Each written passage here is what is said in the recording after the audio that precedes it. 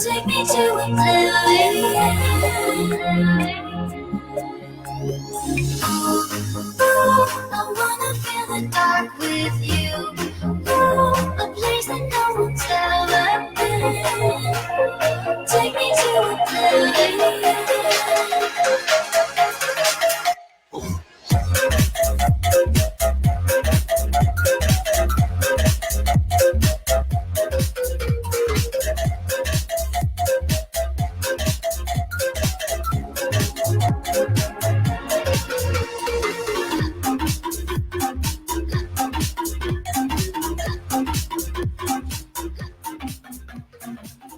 Muy buenas tardes a los amigos de Hoja de Ruta Radio. Bienvenidos a una nueva edición del análisis semanal con el doctor Augusto Tandazo.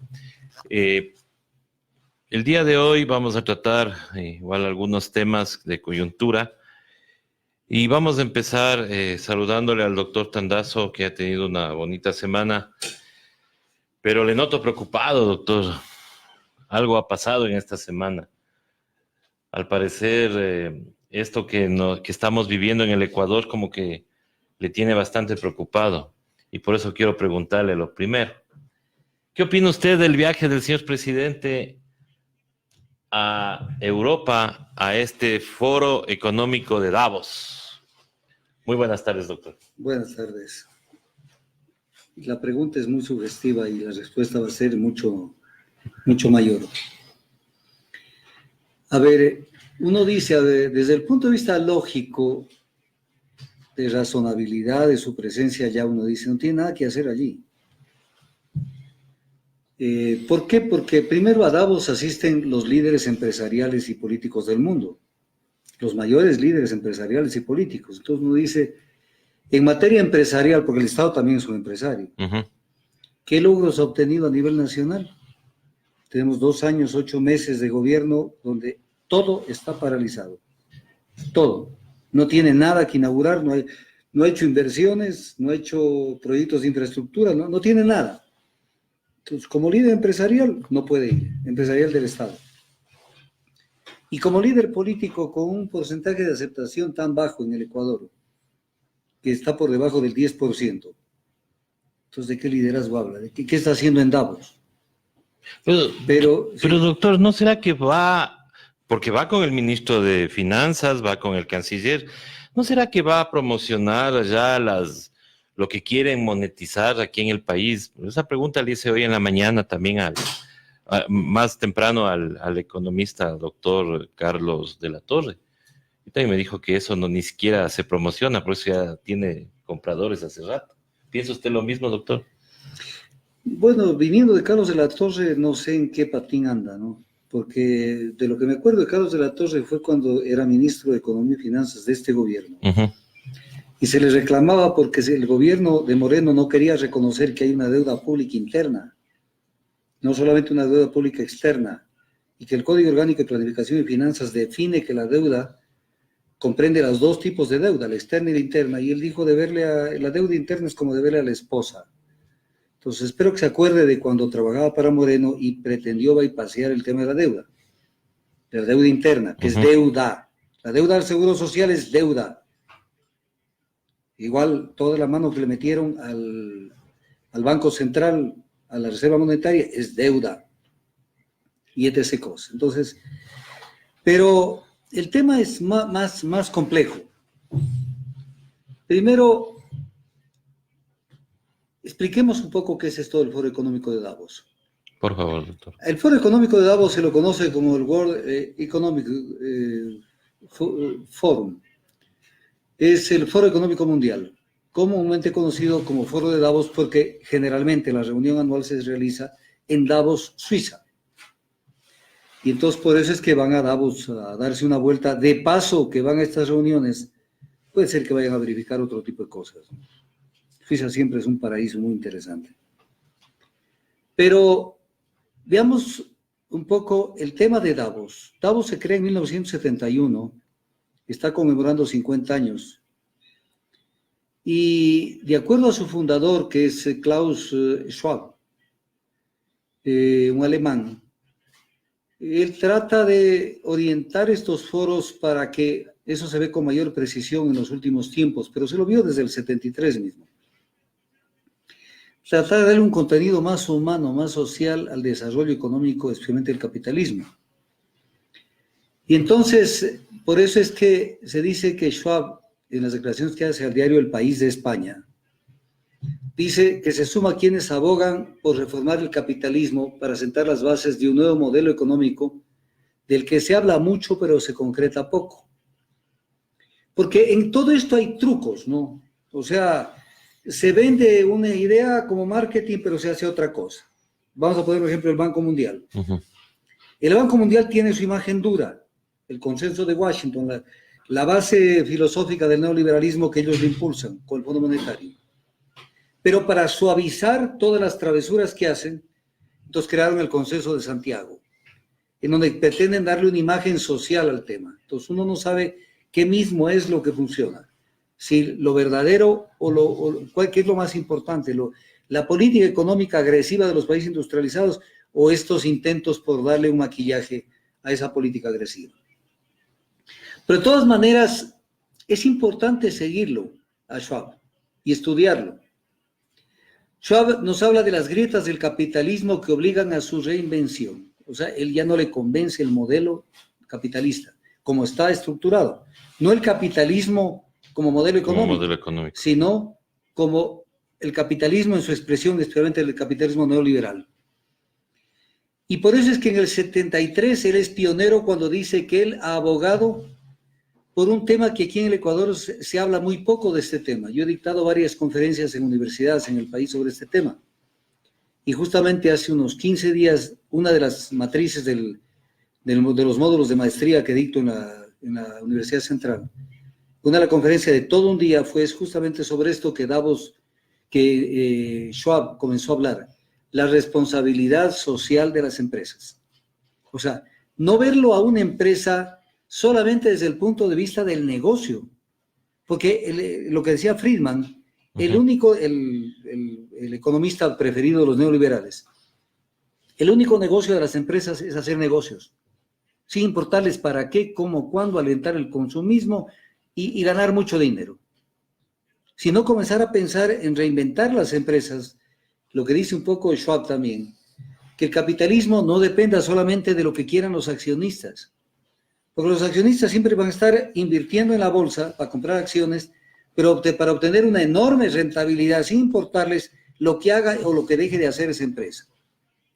Entonces, con base en esto, vemos que tenemos nuevas exigencias que permiten entender lo que está pasando en este tema.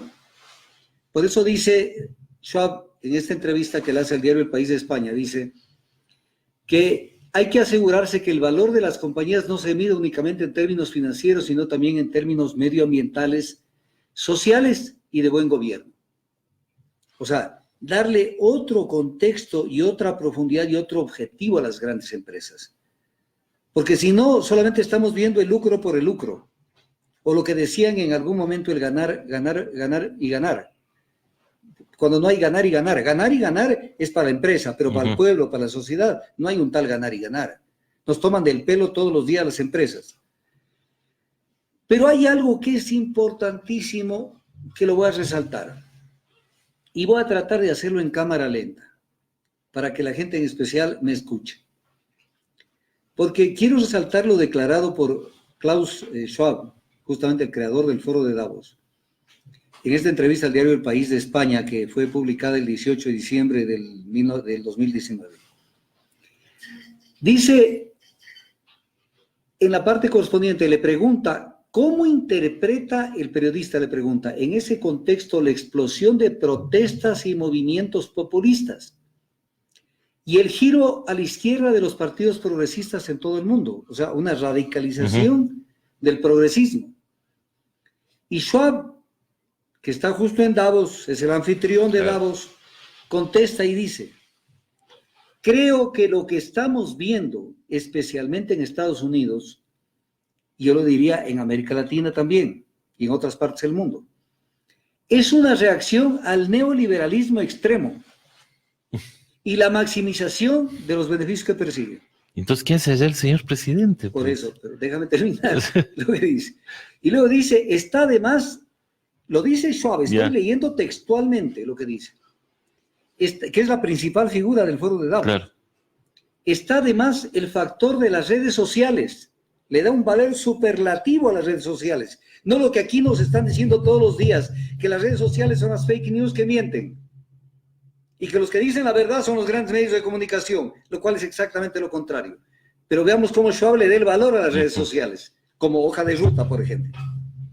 Está además el factor de las redes sociales, que permiten la movilización de quienes se sienten lastrados por la injusticia social. Y luego dice, la conciencia social ha cambiado de una forma tremenda. O sea, ¿qué está diciendo? Primero, el neoliberalismo no es la solución.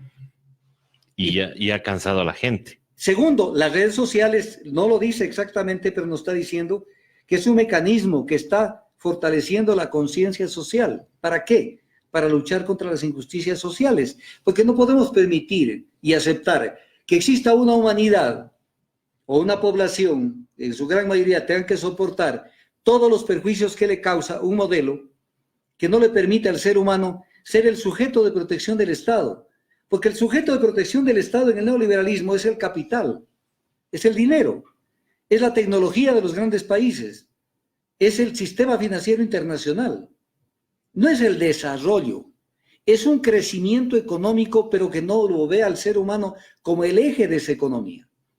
Entonces, cuando lo vemos a Schwab y vemos la agenda incluso de este foro de Davos del 2020, que se reúne del 21 al 24 de enero de este año, recién termina el viernes. Entonces uno dice, ahí vamos con lo que usted dijo. ¿Y qué hace allí Lenín Moreno? Con su propuesta neoliberal aquí en el Ecuador, trasnochada, una propuesta que no ha surtido efecto en ningún país, peor en la forma como lo quieren implementar acá. Y va, y lo primero que hace es declarar en Suiza, cuando llega, que él no está de acuerdo con Maduro y que es un gobierno que debe prácticamente irse a su casa. Oye, te fuiste a Davos con viáticos del Ecuador, tú y tu comitiva, para otro tipo de cosas, pero no para hablar mal de Venezuela. ¿O qué crees, que te van a aplaudir en Davos, te van a decir, qué bien que está aquí? Pero hay, de América Latina también fueron a Davos y se han reunido el presidente Duque y lo más importante para ellos, se reunieron con Guaidó. El presidente sin país. Sin portafolio y sin país. Entonces uno dice, es un ridículo lo que están haciendo. Pero cuando uno ve lo que quieren hacer y lo que están haciendo, entonces uno entiende que tal vez ellos sí saben lo que están haciendo, que ellos saben que están fuera de contexto, porque en el foro de Davos ellos no tienen nada que hacer. Entonces uno dice, ¿qué tienen que hacer? La prueba está aquí, pero primero lo explico. Ya, doctor. Un día de esos, el presidente Moreno asistió a la Cumbre Mundial Climática que tuvo lugar en España en el 2019. Y de pronto, porque así es la diplomacia, hay que entender cómo es la diplomacia. A veces, como cuando llega un artista y alguien le dice, llega este señor que jugó en el partido de la Noche Amarilla con Barcelona, y le dicen una fotito, y nadie le dice, sabe que yo no me quiero tomar una foto. Entonces, el selfie, la foto. Y se toma la foto. Y después, con esa foto tú puedes decir, yo soy íntimo de ese jugador, o de ese artista, o de ese artista, o de esa figura. Cuando fue a la Cumbre Climática de España, se tomó una foto con el secretario general de la ONU, con Guterres.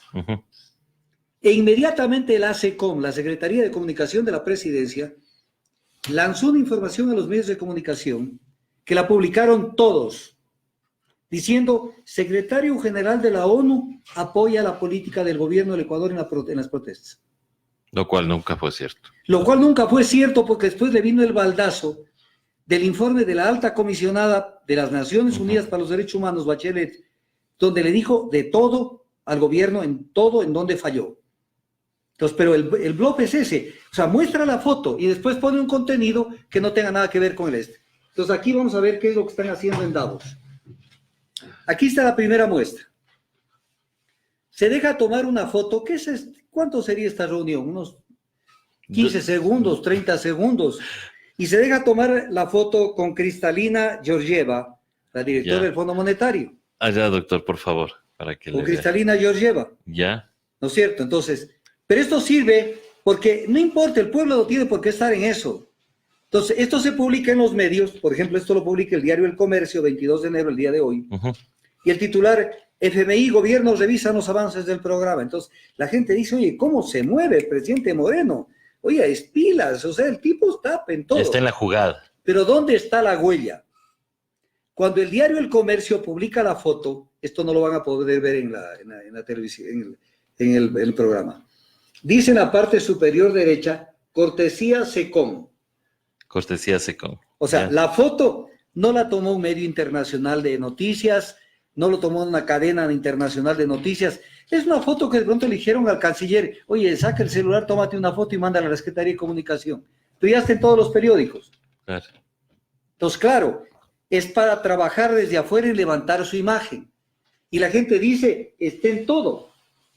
De la misma reunión, como no pueden mandar la misma foto a todos los medios porque se va a ver feo, al Universo le llegó otra foto, que es esta, de la misma reunión.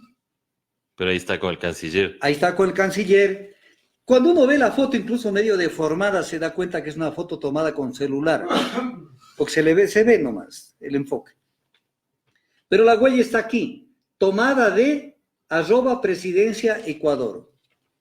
O sea, esta foto no viene del cable internacional. Esta foto es de la Secretaría de la Presidencia. O sea, en un viaje de esta relevancia, por lo general sabía acompañarle cierta prensa.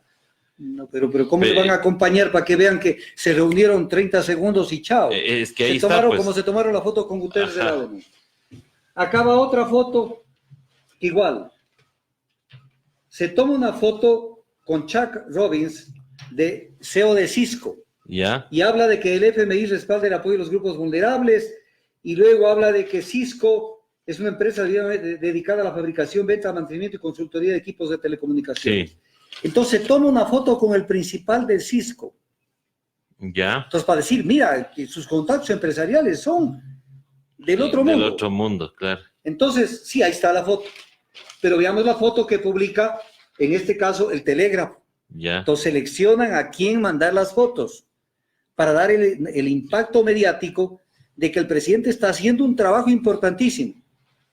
Y aquí, cuando vemos la foto del diario El Telégrafo, dice, cortesía presidencia. Todo es presidencia. O sea, son fotos tomadas por ellos mismos, son selfies. Claro. Como que yo mañana me voy a Guayaquil, me tomo una foto con Damián Díaz del Barcelona o aquí con Antonio Valencia. Y hago como que Antonio Valencia conmigo es pana, cuando él ni me conoce. Él no se va a negar a tomarse una foto si lo sorprendo en un corredor. Por supuesto. Entonces, política mediática. Ya, Pero además, se reúne con Cisco. Ya.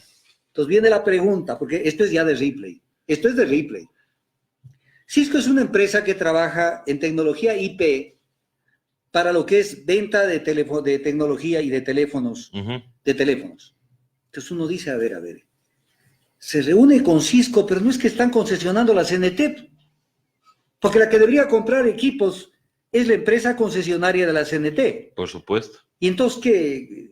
O sea, solo para la foto, porque en el fondo, la empresa a la que le van a concesionar CNT, la Corporación Nacional de Telecomunicaciones, es la que va a tener que tomar las medidas de qué equipos comprar, qué tecnología usar. No, pero... Entonces, es una foto que no sirve para absolutamente nada. Sirve para llenar los medios y para hacernos creer que están en los temas, y asimismo dicen que existe interés en retomar el acuerdo bilateral de protección de inversiones con Suiza, donde nos sometemos al arbitraje, lo cual está prohibido por la Constitución. En concreto, se fueron a pasear y a tomarse fotos para impactar en los medios de comunicación, pero en Davos, con la temática de Davos, ellos no hacen absolutamente nada. Porque incluso, regresando un poquito al tema de Davos, le preguntan a Klaus Schwab, al creador y fundador del foro de Davos, Le dice, hemos aprendido los errores de la crisis del 2008, que aquí en esta mesa lo hemos dicho. Así es, aquí, doctor. Aquí lo hemos dicho. Dice, no, esa es una de mis mayores preocupaciones y no solo mía. No sabemos cómo salir de la trampa de bajos tipos de interés y una enorme carga de deuda en la que nos hemos metido. Japón lo ha intentado y no funciona. Y esto es exactamente lo que dijimos aquí hace pocas semanas. Así es, doctor. El valor del dinero, en donde, por ejemplo, en Australia, en Gran Bretaña, está entre el 1.75, 0.75% de tasa de interés anual. Entonces, cuando le sobran dinero y el dinero no le sirve para nada, entonces buscan nuevamente abrir las fronteras económicas para invertir en nosotros, en negocios, pero en servicios públicos que los convierten en negocios, que es lo que hicieron en el 2008, para resolver su crisis con un dinero que en este momento lo tienen, porque además producen demasiado dinero. Son máquinas de producir dinero y al final no les sirve para nada. Y lo mismo tienen producción de bienes y servicios que nos la quieren colocar. Y dice el creador de Davos, Klaus Schwab, dice, Donald Trump también, o sea, contribuye a este clima, dice, con una rebaja de impuestos para estimular inversión, lo que ha provocado es una recompra de acciones por las empresas, que es más o menos el recetario de acá. ¿No es cierto? Es lo mismo. Es lo mismo, es el negocio del negocio y del negocio y del negocio. Entonces, cuando uno lo ve las declaraciones de Schwab, con el titular que le puso el diario El País, dice, no hemos aprendido de los errores de la crisis financiera. ¿De cuál crisis financiera? De la crisis financiera de los años 2008, que no se ha saldado. Por eso es que tenemos, entre otras, precios deprimidos del petróleo. Les estamos nosotros contribuyendo a resolver parte de su crisis económica no resuelta, contribuyéndoles con materias primas a precios ridículos. Y nunca lo hemos visto al Fondo Monetario Internacional. En estos 12 años de la crisis, casi 12 años de la crisis económica que estalló, económica mundial, la peor de los últimos 70 años, no lo hemos visto al Fondo Monetario Internacional golpeando la puerta del secretario del Tesoro norteamericano diciéndole, señor, necesitamos hacer que se firme una carta de intención para que hagan ajustes a su economía y un nuevo plan económico. Los planes económicos es para los giles. El neoliberalismo es para los estúpidos. Lo está diciendo el mundo, y el mundo desarrollado, y el mundo europeo. Y lo está diciendo el creador y fundador del Foro de Davos, a donde fue el presidente y su comitiva. Y cuando habla Schwab de la responsabilidad social empresarial, yo le quiero recordar a la ciudadanía que incluso las normas internacionales ISO, que son normas internacionales de mucha seriedad, hay la norma internacional ISO 26000, que alguien la puede verificar. Yo siempre doy datos, porque a mí lo que me interesa es que la gente se nutra y adquiera su propio conocimiento.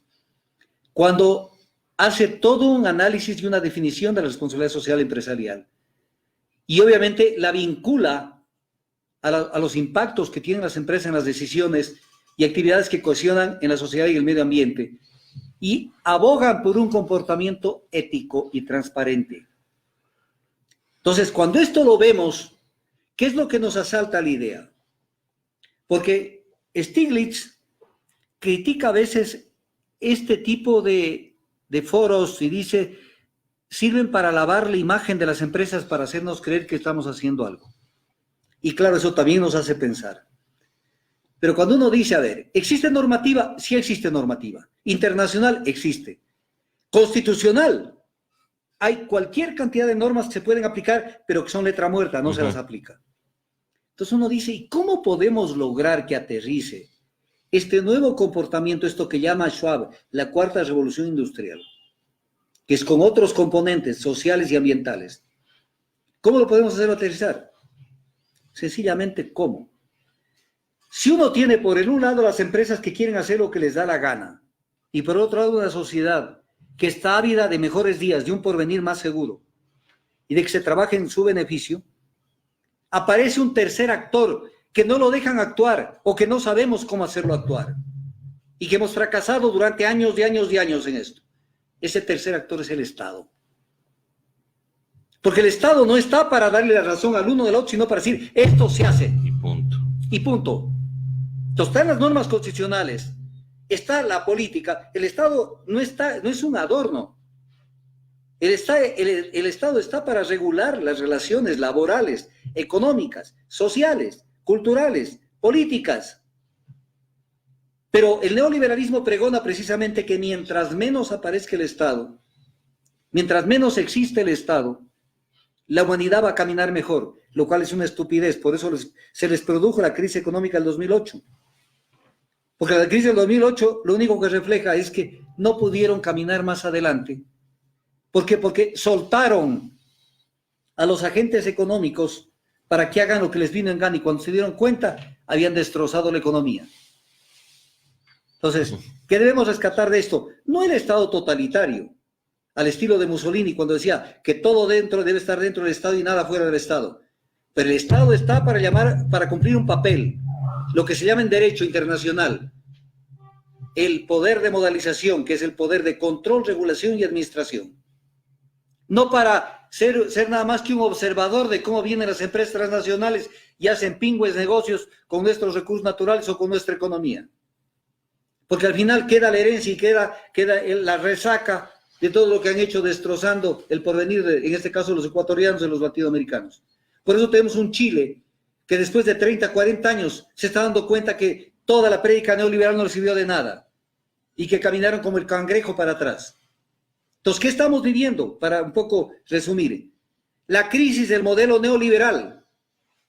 Y cuando estamos viendo esto de la crisis del modelo neoliberal, vemos que tienen una capacidad de organización enorme los neoliberales ecuatorianos, porque la gente que tenemos una posición social de defensa de los intereses del país, no se nos permite articularnos. Y las universidades están en la luna. Vemos cómo la Universidad San Francisco de Quito está organizando un foro. Ah, sí, justo acá está. Está organizando un foro para festejar. Para festejar los 20 años de la dolarización. Y lo traen para todo este... ¿Quién de nosotros tenemos dinero como para sacarnos este comunicado en el comercio? Tal vez a la Universidad de San Francisco le hicieron gratis, porque son socios. Claro. ¿Sí? Entonces, 20 años de dolarización. Además, los nombres en inglés en el Ecuador. The School of Economics. O sea, ¿por qué no le ponen la Escuela de Economía? The School of Economics. O sea, ahí está el caché. Por eso valen los títulos que tienen. Entonces, conferencistas invitados, Domingo Cavallo. ¿Cómo no?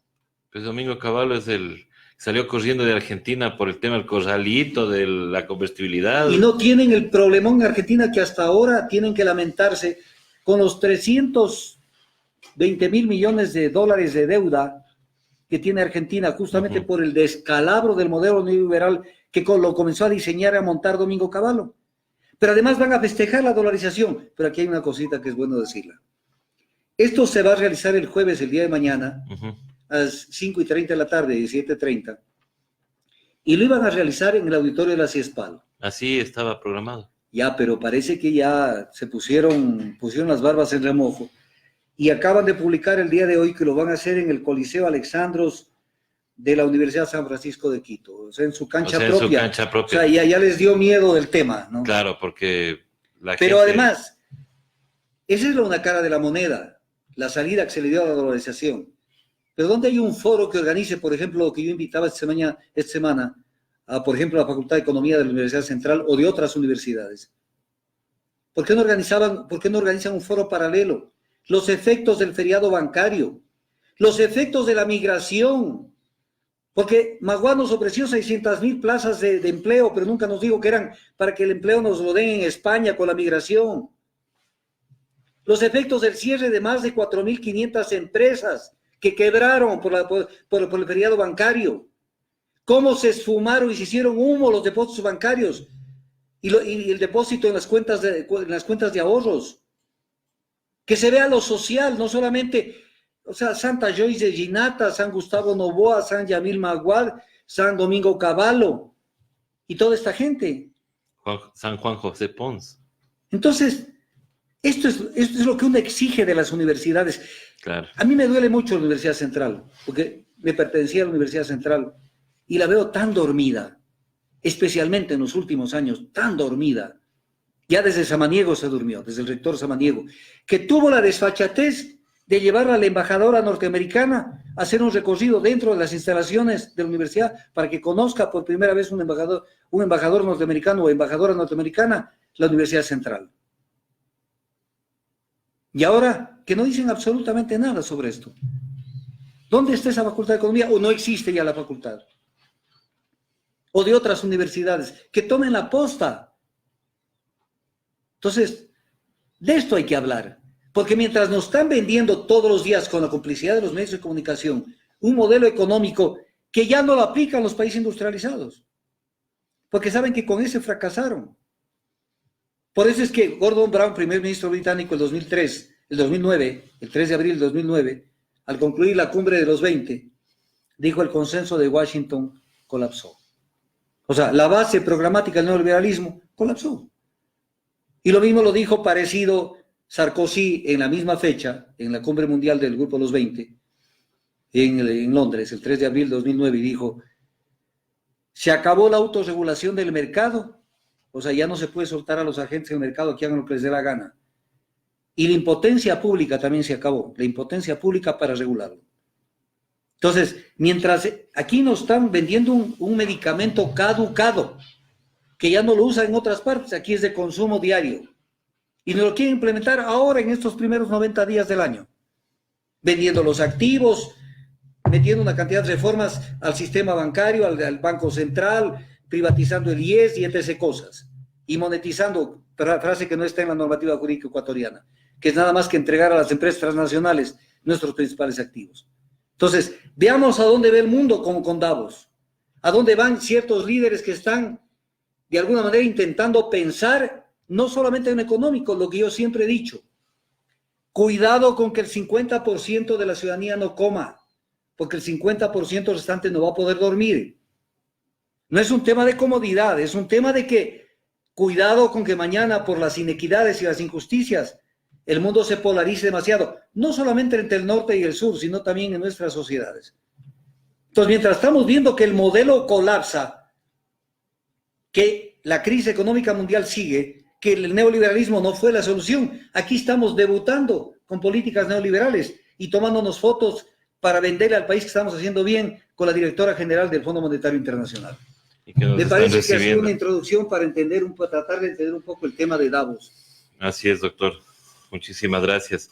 Doctor, también queríamos consultarle, bueno, en estos días hemos escuchado declaraciones del gerente de Petroecuador sobre la construcción del poliducto Pascuales Cuenca, que dice que todo está mal, que hay filtraciones, que el terreno no sirve. Entonces queremos saber, doctor, ¿cómo así ahora ya se dan cuenta pues que eso estaba mal? ¿Cómo recibieron esa obra? Y creo que esa obra es una de las obras de Odebrecht. Sí, claro, es de Odebrecht. Por eso mismo es que no ha pasado nada con ese tema. El gerente de Petroecuador, el jueves 16 de enero, publica el diario El Universo, para que la gente lo pueda ver. Declaraciones del gerente de Petroecuador, donde dice: vamos a demandar a Odebrecht por el poliducto. Ahora sí. Entonces uno dice: a ver. Ahora vas a demandar a la Odebrecht, después de que Odebrecht ya te demandó por $174 millones. O sea, ya se acabó la amistad, ya no se van a sentar a la mesa. Sí, o sea, donde hasta ha estado sentado con Odebrecht, hay fotos, yo las tengo a todas, de todo este año, de todo el año 2019 sentados. Y cuando ya Odebrecht te demanda, con una cifra espectacular que la vamos a analizar, sale con que le vamos a demandar nosotros también a Odebrecht. Pero veamos las perlas que dice en este dato de prensa. Dice: bueno, recuerda que el 27 de octubre del 2017 se terminó unilateralmente el contrato.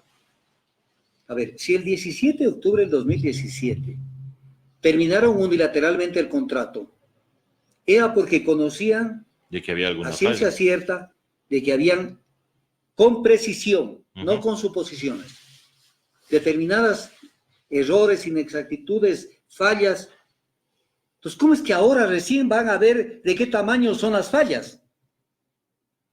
3 años después. Entonces uno dice 2 años y pico después. Ujú. Primera. Segunda dice, lo que sí cabría, no existe una figura de la contrademanda, dice. Lo que sí cabría es que presentemos una demanda que lo vamos a hacer, pero necesitábamos el informe del Programa de Naciones Unidas para el Desarrollo. A ver, doctor. A ver.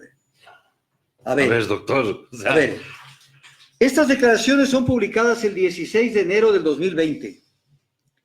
El informe al que se refiere le entregaron a él mismo, porque él era gerente y en esa época, el 5 de diciembre del 2018.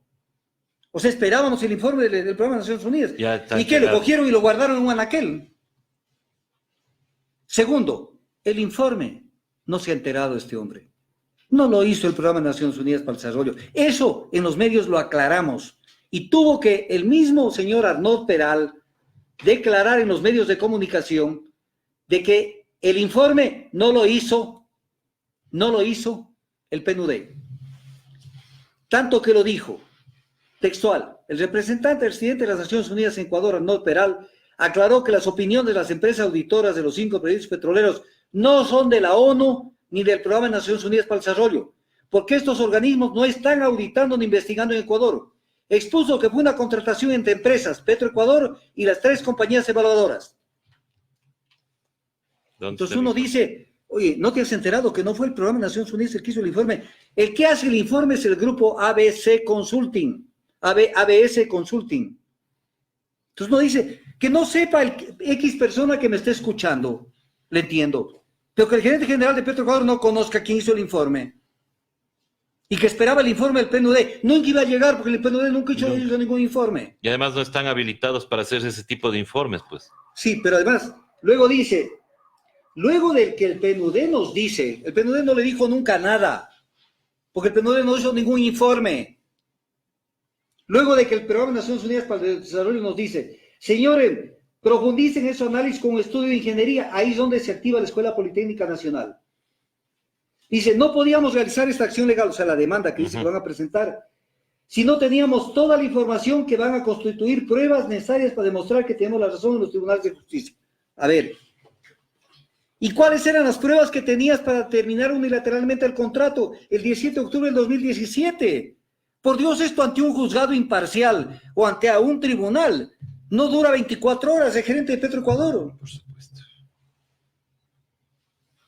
Entonces, ahora dependemos del estudio de la Escuela Politécnica Nacional, que dé a entender que recién lo reciben, cuando ese estudio ya lo tenían desde hace bastante tiempo, y que incluso es un estudio que no es completo, porque la Escuela Politécnica no tenía los insumos ni la tecnología como para llevar a cabo ese trabajo.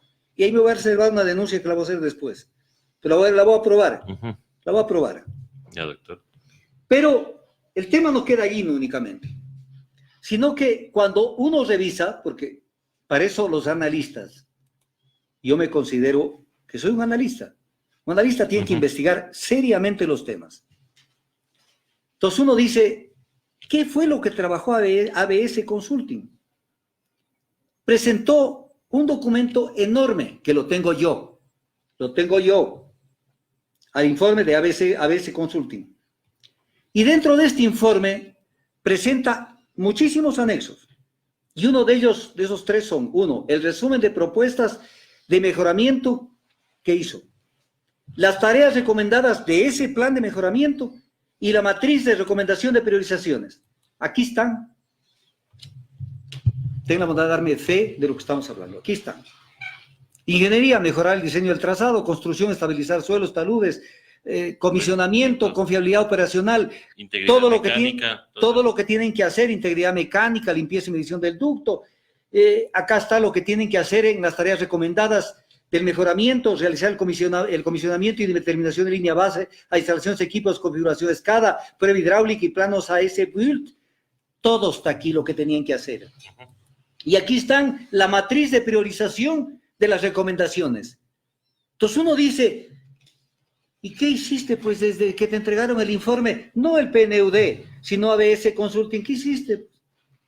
O tienes el mismo diagrama, el mismo diagnóstico del anterior. Pero además el tema es grave porque dice que han invertido 5 millones para mantener la capacidad operativa en el 2019 y 3 millones para que no se desmorone parte de la estructura.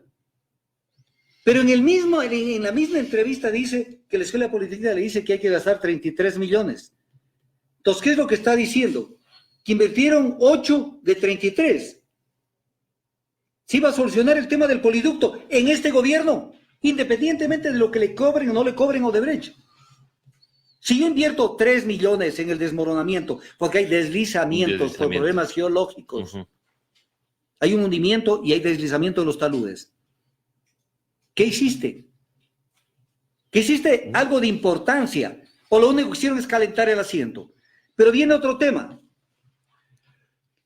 Dice que ha estado funcionando el sistema al 100% de su capacidad durante su administración, ¿no? Entonces, aplausos. O sea, con todos los problemas Sí. que dice que ha estado funcionando al 100%. Sí, pero no aclara bien, porque la aclaración no es muy concreta. Yo la entiendo porque yo estoy en el tema.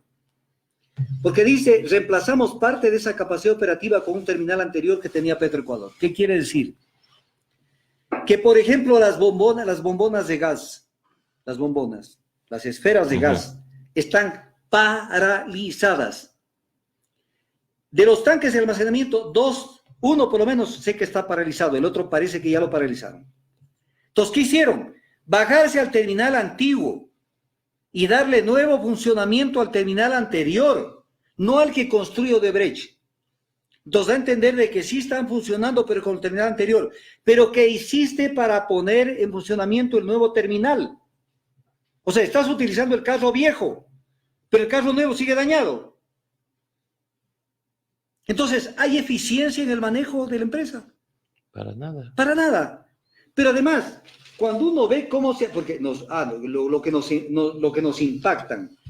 Porque el Procurador General del Estado nos dice a cada rato que él está defendiendo los intereses del país mejor que nadie. Pero ¿por qué se fue a sentar con Odebrecht en vez de ya empezar antes mismo un juicio contra ellos? Claro, pues esperaron a que les presente la demanda de Odebrecht, pero veamos cómo se integran estos 174 millones que demanda Odebrecht. Dice la nota de prensa del diario El Universo, dice que 50 millones son por planillas impagas, 39 millones por la terminación y resolución del contrato, es una especie de indemnización, me terminaste, con lo cual reclaman 89 millones. Y luego dice, sin embargo, la perita contable, y el diario El Universo no nos ayuda diciendo cuál es el nombre de la perita contable, porque aquí deberíamos saber nombres. ¿Y por qué no objetaron ese informe de la perita? No impugnaron ese informe las autoridades que defienden el Estado. La perita contable dice, agrega que 75.4 millones corresponden a los intereses por planillas y 68 millones por la utilidad. Despacito. ¿La utilidad? 68 millones por la utilidad que la contratista habría dejado de ganar al haber quedado inhabilitada como proveedor del Estado. O sea, porque supuestamente tenía otros contratos, entiendo yo, en donde hubiera ganado 68 millones, o sea, págame por algo absolutamente subjetivo, o sea, por lo que hubiera ganado, porque me declararon contratista inhabilitada. Entonces uno dice, cuando hay un problema, por ejemplo, un incendio, al incendio no se lo puede dejar ahí votando, como lo tienen votada al edificio de la Contraloría General del Estado. Eso no puede dejar votado, o sea, ya pasó el incendio. Hagan un informe y digan que es rescatable o que no es rescatable. Pero no lo quieran mantener así hasta el 24 de mayo de 2021, el edificio de la Contraloría. Pues que ya están ocupando el edificio que era del BIES, pues, doctor. Pero claro. Por eso ya ahorita ya ni le topan al... Y entonces lo tienen ahí como un ícono para decir... Claro, para decir, ahí están los violentos, esto hicieron los violentos. Que además es una contradicción. Porque, por un lado, dicen que son los indígenas los que hicieron estos incendios. Y por otro lado, los indígenas dicen que son anticorreístas. Y por otro lado, el gobierno dice que lo que se pretendía es quemar las pruebas que había contra los correístas. Entonces, los indígenas estaban quemando las pruebas contra los correístas. O sea, son ruedas de molino que no las puede tragar bajo ningún concepto. Pero acá tienen el poliducto hecho pedazos. Hecho pedazos. Y claro, todo está para que el nuevo gobierno llegue y encuentre las cosas como las encontró el 24 de mayo del 2017. Entonces, ¿qué hicieron? ¿Qué hicieron? No han hecho nada, pues, doctor. Pero obviamente, ¿por qué salen a hablar? Porque no tienen otra alternativa que hablar, porque ya los medios destacan la demanda de Odebrecht. Pero aquí hay un tema importante que hay que hacer notar. Dígame, doctor. El director regional para América Latina de Odebrecht declara que pide que le paguen, porque si no le pagan, el señor Concepción Santos no va a colaborar. Entonces los tienen cogido de una parte muy sensible, porque se vienen los juicios, y si Santos no rinde testimonio, se caen los juicios. Entonces estamos ante una empresa que no solamente es corruptora, sobornadora, sino una empresa chantajista. ¿Y qué dicen? ¿Qué dice la defensa del Estado ecuatoriano frente a eso? Se quedan callados. Sí, porque sobre ese tema no han dicho nada. Pero además, ya nos vendieron un cuento, que lo vinieron sosteniendo desde hace algún tiempo. Y lo vuelvo a repetir, el famoso cuento de que ya a los brasileños, fundamentalmente a Concepción Santos, lo juzgaron en Brasil, y que por el principio de que no se puede juzgar a la misma persona por la misma causa, no se lo puede juzgar en el Ecuador. Lo cual es mentira. Porque ese principio funciona fundamentalmente dentro de un mismo país, pero no en dos países. Porque lo primero que hay que probar para ver si estamos ante el principio non bis in idem es si hay identidad subjetiva y objetiva de la acción. Si son los mismos personajes y la misma causa. En Brasil manejaron un tema muy general. Pero además hay un principio que prevalece en materia penal, que es el principio que dice que los delitos, el principio de territorialidad de la ley, que los delitos tienen que ser juzgados donde se cometan, en este caso en el Ecuador fueron los sobornos, o donde se causaron los efectos de ese delito, que es aquí la corrupción. Que es aquí. Los principios de territorialidad de la ley se limpiaron. ¿Para qué? Para que Odebrecht disfrute de su estancia en Brasil sin tener grandes complicaciones. Entonces, ya vamos 2 años, 8 meses. Vamos a entrar a los 2 años, 9 meses ya mismo. Y después faltará solo un añito para que se vayan. ¿Qué han hecho en todo? En las casas que iban a construir, en los programas que iban a hacer, en la justicia que iban a tener una justicia imparcial. ¿Qué han hecho? Nada. Nada, doctor, nada. Lo único que hemos visto es las declaraciones del señor presidente, que es a culpar al gobierno anterior, y realmente no ha hecho absolutamente nada.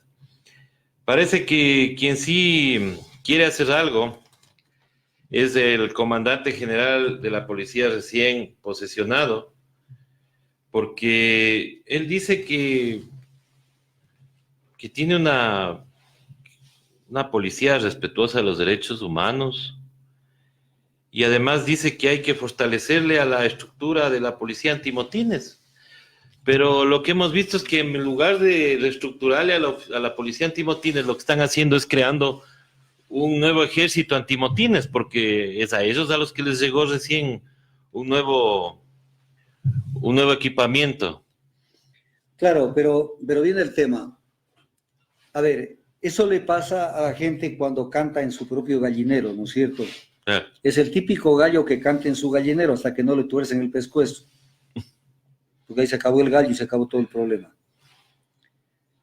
Entonces, ¿puede el Ecuador incidir, por ejemplo, en lo que el Ecuador quiera que le pongan como informe? Pongamos un ejemplo, la Comisión Interamericana de Derechos Humanos, o que le ponga como ejemplo la alta comisionada de los derechos humanos de la ONU, que es la señora Bachelet, para todo el mundo, no para Chile ni para el Ecuador. No puede. Entonces, al no poder eso, ellos siguen con una cantaleta que es para consumo interno. Entonces, estoy viendo lo que dice. Hereda una policía profesional, el actual comandante de la policía, democrática, respetuosa de los derechos humanos. Con esos informes que te pasaron, donde dice que hubo el uso excesivo de la fuerza, que hubo detenciones arbitrarias sin el debido proceso, que hubo heridos en más de 1,000 personas y más de 1,000 detenciones arbitrarias, 11 muertos, que se tiraban la pelotita entre los 2 ministros. El uno decía que no usaron armas letales, entonces se suicidaron. y han sido una policía respetuosa de los derechos humanos. Bueno, el señor presidente dice que no han disparado un solo tiro, ¿no? Esa es la estrategia comunicacional que tienen Vamos ellos. a poner un ejemplo. Una bomba lacrimógena no necesariamente está en condiciones de ser un arma letal, si se la usa debidamente. O sea, se la hace correr por el suelo para que lance el gas a la atmósfera, al aire, y la gente siente el gas y huya. Pero si utilizan la carabina y la lanzan a la bomba a los ojos, a la cara de las personas, sencillamente le vuelan el ojo. Así es, doctor, pero ya salió un asambleísta a decir que la culpa de que se haya disparado a la cara, justificando a la policía, es que les dieron bombas caducadas. Entonces, la desesperación de la policía fue disparar a la cara. Pero es que tiene que responder por ello, precisamente. Por eso viene un nuevo juicio político contra la ministra Paula Romo. Y una de las 3 causales es por qué usaron bombas caducadas. Pero eso O sea, no justifica que un policía dispare a la cara. Pues. No, pues es que dentro de ese juicio va a tener que explicar por qué usaron. Y ahí tendrá que venir las siguientes preguntas para entender cuál es la explicación que van a dar. Pero en todo caso, cuando uno ve esto y dice, venirle a decir al Ecuador y a todos los ciudadanos que la policía fue respetuosa de los derechos humanos con semejantes informes, esas 11 recomendaciones de la Comisión Interamericana de Derechos Con Humanos. todas las imágenes que hemos visto, doctor. Pero además, con la constatación hecha por los organismos internacionales y venir a decir que han sido respetuosos de los derechos humanos. Pero aquí estoy leyendo algo que está interesantísimo. Dígame, doctor. Le pregunta el periodista al comandante de la policía, le dice, ¿qué plantea para evitar que se repitan desmanes como ese? Y el comandante de la policía dice esto, que no está en ninguna ley. Estamos coordinando todas las capacidades del Estado como las Fuerzas Armadas. Ahí puede tener algún tipo de ayuda. Los municipios no tienen nada que ver en el tema. Con actores de la sociedad civil, ¿cuáles serán? Para policías, para militares, ¿quién serán? La policía municipal será. ¿Cuál será? Y luego dice, e incluso con grupos empresariales para crear una red que evite ponernos en condiciones de vulnerabilidad. O sea, les va a dar chance a la seguridad privada para que también reprima al pueblo. No sabemos, o sea, ¿cómo serán los grupos empresariales que participen? Me imagino que se para refiere a evitar eso. los desmanes. ¿Por qué no creo que vayan a crear ejércitos Pero paramilitares? Pero aquí está declaración. A ver, le vamos a poner fecha de esto que usted me entrega. Esto es de esta fecha, 22 de enero del diario El Telégrafo, del día de hoy. Se llama Las fronteras y la costa nos preocupan. Patricio Carrillo Rosero, comandante general de la policía. Entonces, ¿en qué país estamos? Claro, porque esas declaraciones son bastante preocupantes porque si dice grupos empresariales, yo entendería que son las empresas de seguridad privada, que son gente que está preparada para dar seguridad. ¿Quiere él entrenarles para que sean también policía antimotín? No, pues no tienen esa potestad. No tiene esa potestad. Tiene que entender eso el comandante de la policía, y toda persona tiene que entender eso. Un Estado de derecho, salvo que no sea de derecho, se organiza mediante un sistema normativo en lo jurídico, sea constitucional, legal, reglamentario, estatutario, de todo tipo. O sea, un Estado funciona en base a una estructura jurídica que es la que regula las relaciones de la sociedad. Entonces, cuando uno dice esto, yo estaría ahí de periodista, le digo, perdón, señor comandante general, ¿y en qué norma está de que usted tiene que coordinar con grupos empresariales para crear una red que evite ponernos en condiciones de vulnerabilidad frente a desmanes? ¿En dónde está? Porque no puede ser usted lo que le da la gana. El derecho público, norma mundial y ecuatoriana, se hace todo lo que está escrito en la ley. Solo en derecho privado se hace lo que usted le dé la gana, menos lo que está prohibido. Son dos sistemas totalmente diferentes. Entonces, sistema del derecho público, donde está escrito, usted puede hacer eso. Si no está escrito, está usted fuera de la normativa. Y algún rato de pronto lo van a llamar a responder por estas cosas. Porque yo veo los pisos de la Comisión de la Verdad, por ejemplo. Todavía están respondiendo con grave peligro de ir a la cárcel por lo que pasó en la década de los 80. Y si quieren, vayan a investigar, ahí están distinguidos generales, coroneles y mucha gente que está siendo investigada hasta el día de hoy, 22 de enero del 2020. Entonces, esto mañana, lo que pasó en octubre, quién sabe en el año 2030 o 2035, se arme una investigación porque son delitos de lesa humanidad. Entonces no votarán los papeles, guardaránlos porque los van a necesitar. Y no es que porque la ministra los ha protegido y les ha dicho que no pasa nada porque ella habla con Almagro mañana, tarde y noche, no va a pasar nada. Por eso dice la Constitución que los que dan órdenes responden por las órdenes, en el caso de las Fuerzas Armadas o de la policía. Y también los que las acatan son responsables. Así es que ustedes van a pensar que esto se va a quedar así. Esto va a tener una cola larga, las protestas de octubre, y la reacción inusitada y desmedida que tuvieron las fuerzas del orden en esa protesta. Así es que no es que con una declaración que además el diario El Telégrafo encantado de entrevistarlo, pero algún rato le van a pedir explicaciones sobre cómo es que la policía defendió los derechos humanos y ha caminado mejor en eso. Es que ahora ese diario se convirtió ya en un órgano de propaganda, pues, doctor. Es más, en las recomendaciones de la Comisión Interamericana de Derechos Humanos consta que es necesario que la fuerza pública se capacite en materia de derechos humanos. Recomendaciones que no están haciendo caso, pues, doctor, si no le hacen caso ni al informe. Mejor salen más bravos el ministro, la ministra de gobierno, a decir que no ha sido imparcial el informe. A ver, esas son tomaduras del pelo. O sea, pretender que la influencia que puede ejercer una ministra que su paso por la función pública va a ser fugaz, y pretender que ella va a imponer su criterio a la Comisión Interamericana de Derechos Humanos, es imposible. Pero además el informe ya está. Y ya no se lo puede revisar, ojo. Si quieren, manden lo que quieran. ¿Por qué no lo pueden revisar? Porque ya es definitivo. Entonces, ese informe abre las puertas para una cantidad de cuestiones. Abre las puertas. Que van a pasar a la Corte Interamericana. Claro, que van a pasar a la Corte Interamericana después, si no son atendidas por el gobierno ecuatoriano. Porque el gobierno ecuatoriano va a decir, yo no atiendo, no fue así los hechos. Ustedes están tergiversando la verdad. Pero si dan ese tipo de respuestas evasivas, pasan a la Corte Interamericana y se judicializa esos temas. Porque el día lunes en cadena nacional, en un tono bastante enérgico, el señor presidente dice que poco más y que la CIDH miente porque ha tomado las versiones solamente de ciertos actores. A ver, voy a leer lo que dije. Tengo delante mío las 11 recomendaciones de la Comisión Interamericana de Derechos Humanos. Ya, doctor. Participe. Ojalá usted me pueda ayudar con eso para poner en la página de Hoja de Ruta. Ahora, saliendo yo se lo pongo. Ya.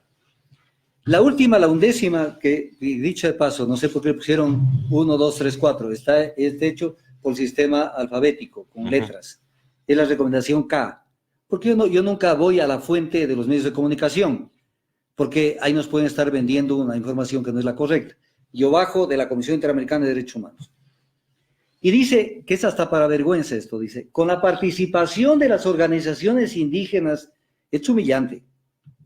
Capacitar en materia de derechos humanos e interculturalidad a los servidores públicos encargados de tareas de mantenimiento del orden público. Señor Comandante General de la Policía, prepararse que son las organizaciones indígenas los van a capacitar a los policías y a los militares en materia de derechos humanos. A los servidores públicos encargados del mantenimiento del orden público. Eso dice la Comisión Interamericana de Derechos Humanos. Pero si usted dice que no le importa, no importa. Esto va a tener cola. Y no en un año, ni en 2, 3, 4, 5 años. En muchos años. En muchos años. Entonces, aquí están todas las recomendaciones, donde si uno lee con detenimiento las 11 recomendaciones, aquí no se puede afirmar que hubo respeto a los derechos humanos, como pretende decirlo el comandante general de la policía. Aquí no hubo para nada ese tipo de respeto a los derechos humanos. Y es más, en el informe de la señora Bachelet, habla de que hubieron 9 personas que murieron. Ahí hay un error porque son 11. Y donde dice que 1.507 personas resultaron heridas y que el número de detenidos ascendió a 1.382. Y luego dice que el uso de gases lacrimógenos y perdigones causaron cientos de heridos, dice Bachelet, y posiblemente algunas de las muertes. Incluso dice Bachelet textual, estoy leyendo del informe de la señora Bachelet, y repito, la señora Bachelet no es una persona de la calle.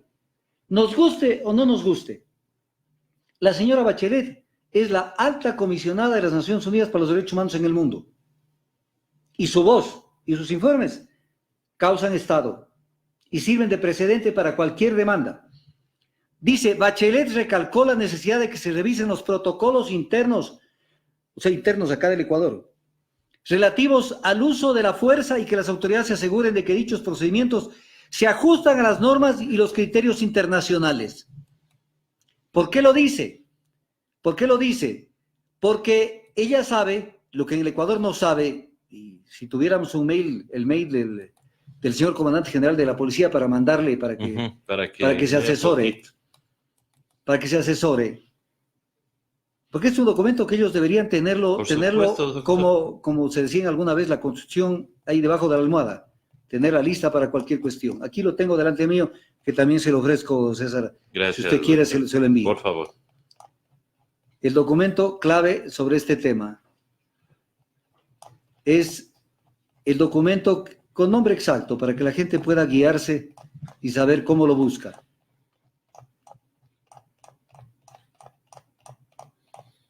Mientras tanto, doctor, le cuento que tomando información de Radio La Calle, dice que las víctimas del paro se han reunido y rechazan las declaraciones del presidente de la República. Obviamente ellos también están preocupados por el nivel de violencia en las declaraciones del señor presidente, y aquí dice textualmente que la Asociación de Víctimas del Paro Nacional Inocencio Tucumbi, junto con la Confederación de Nacionalidades Indígenas del Ecuador, CONAIE, rechaza las declaraciones del presidente Lenín Moreno, donde niega el uso excesivo de la fuerza por parte de los organismos de control. A ver, aquí está el documento.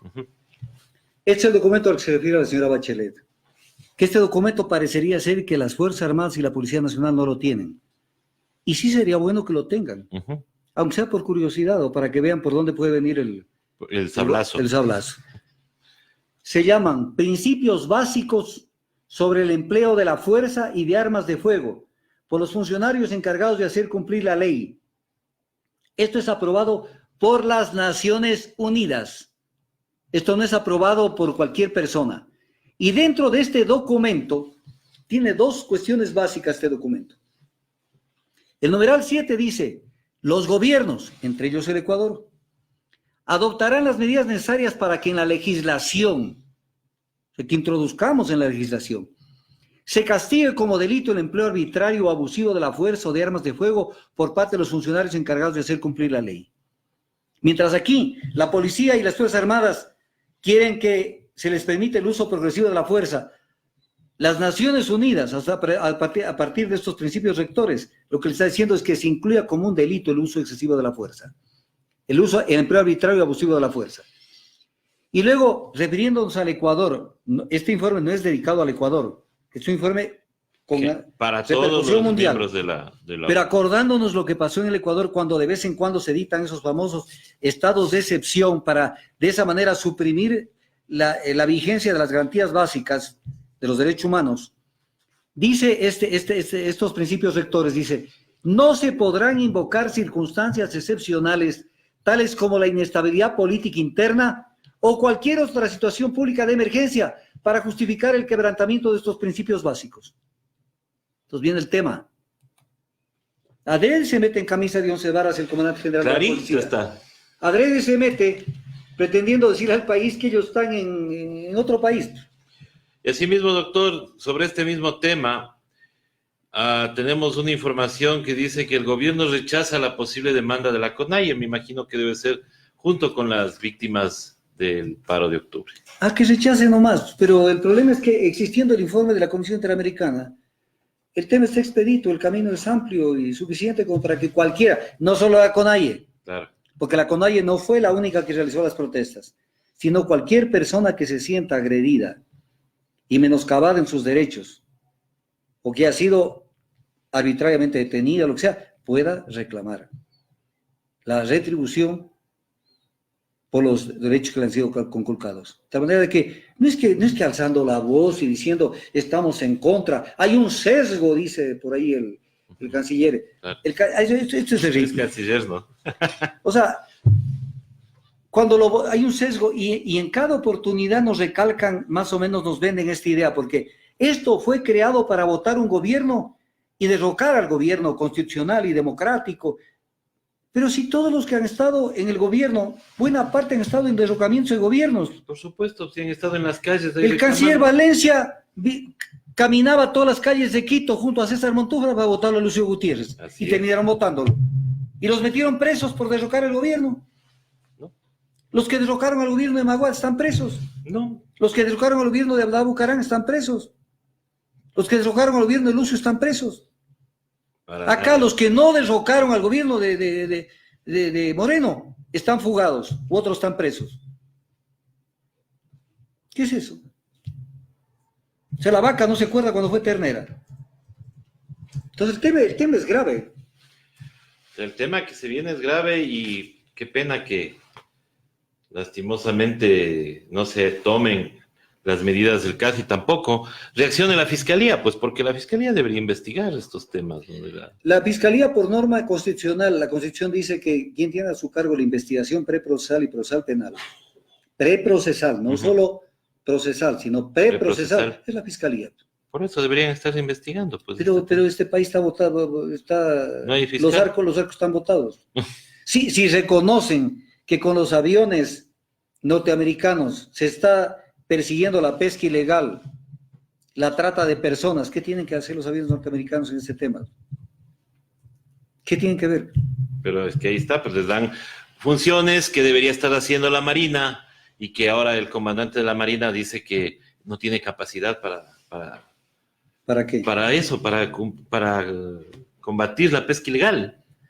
Y ahora, lo que yo no entiendo, y le pregunté la otra vez, doctor, ¿qué pasaría en el caso de que un avión estadounidense detecta ahí un buque chino, por ejemplo?